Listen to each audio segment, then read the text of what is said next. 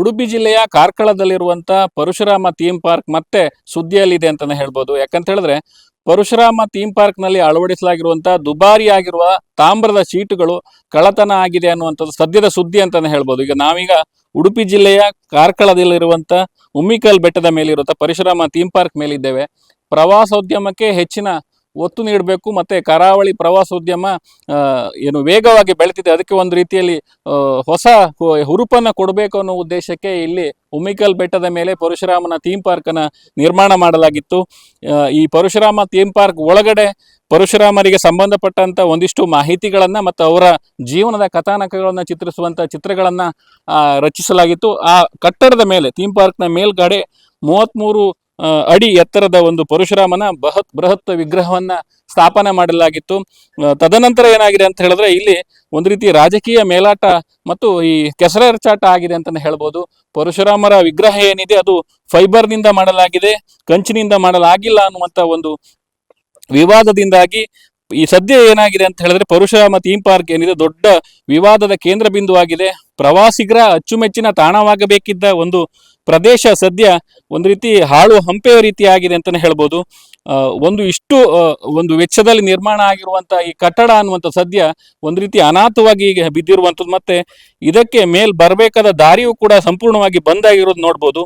ಇದು ಏನಾಗಿದೆ ಅಂತ ಹೇಳಿದ್ರೆ ಇಲ್ಲಿ ಸರಿಯಾದ ಒಂದು ವ್ಯವಸ್ಥೆ ಇಲ್ಲದ ಕಾರಣ, ಇಲ್ಲಿ ಕಾವಲುಗಾರರು ಇಲ್ಲದ ಕಾರಣ ಏನಾಗಿದೆ ಅಂತ ಹೇಳಿದ್ರೆ ಒಂದು ರೀತಿ ಕಳ್ಳಕಾಕರಿಗೆ ಒಂದು ಅನೈತಿಕವಾಗಿ ಇದನ್ನ ಬಳಸಿಕೊಳ್ಳುವವರಿಗೆ ತುಂಬಾ ಇದು ಈಸಿಯಾಗಿ ಸಿಗುವಂತ ಸ್ಥಳವಾಗಿ ಮಾರ್ಪಟ್ಟಿದೆ.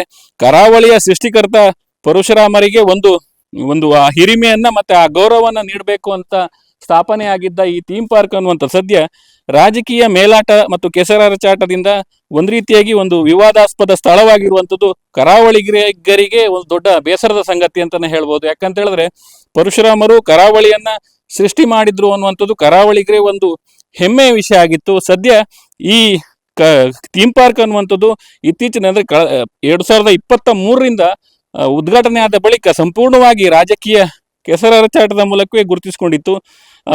ಈಗ ಸದ್ಯ ಏನಾಗಿದೆ ಅಂತ ಹೇಳಿದ್ರೆ ಇಲ್ಲಿ ಇದ್ರ ಬಗ್ಗೆ ಯಾರು ಹೆಚ್ಚಾಗಿ ಗಮನ ಹರಿಸ್ತಿಲ್ಲ, ಯಾವುದೇ ಭದ್ರತೆ ಇಲ್ಲ ಅನ್ನುವಂಥದ್ದು ಗಮನಿಸಿದಂತ ಕಳ್ಳರು ಇಲ್ಲಿರುವಂತ ತಾಮ್ರದ ದುಬಾರಿ ಶೀಟ್ಗಳನ್ನ ಕಳವು ಮಾಡಿದ್ದಾರೆ ಅಂತಾನೆ ಹೇಳ್ಬೋದು. ನೀವು ನೋಡ್ತಾ ಇದ್ದೀರಿ ಏನು ಥೀಮ್ ಪಾರ್ಕ್ಗೆ ಅಳವಡಿಸಲಾಗಿರುವಂತ ತಾಮ್ರದ ಶೀಟ್ಗಳನ್ನ ಸಂಪೂರ್ಣವಾಗಿ ಕಿತ್ತು ಅದನ್ನ ಕದ್ದೊಯ್ದಿರುವುದನ್ನ ಗಮನಿಸ್ತಿದ್ದೀರಿ.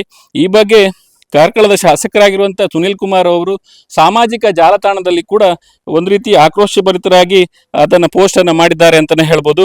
ಈ ವಿಚಾರವಾಗಿ ಪೊಲೀಸರು ತನಿಖೆಯನ್ನ ನಡೆಸಬೇಕಾಗಿರುವಂಥದ್ದು, ಮತ್ತೆ ಒಂದು ಪ್ರವಾಸೋದ್ಯಮ ತಾಣವಾಗಬೇಕಿದ್ದ ಒಂದು ಸ್ಥಳ ಅನ್ನುವಂಥ ಸದ್ಯ ಒಂದು ರೀತಿ ಹಾಳು ಹಂಪೆ ಆಗಿರುವುದು ಸದ್ಯ ಕರಾವಳಿಗರಿಗೆ ಬೇಸರ ಸಂಗತಿ.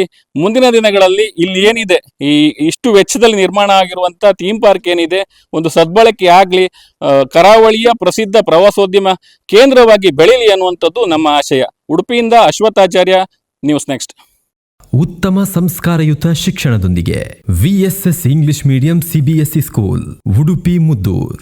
ನರ್ಸರಿಯಿಂದ 10ನೇ ತರಗತಿವರೆಗೆ ಶಿಕ್ಷಣದ ಜೊತೆಗೆ 5ರಿಂದ 10ನೇ ತರಗತಿವರೆಗಿನ ವಿದ್ಯಾರ್ಥಿನಿಯರಿಗೆ ಉತ್ತಮ ಹಾಸ್ಟೆಲ್ ಸೌಲಭ್ಯವೂ ಇದೆ. ನಿಮ್ಮ ಮಕ್ಕಳ ಪ್ರವೇಶಾತಿಗಾಗಿ ಈ ಸಂಖ್ಯೆಗೆ ಕರೆ ಮಾಡಿ.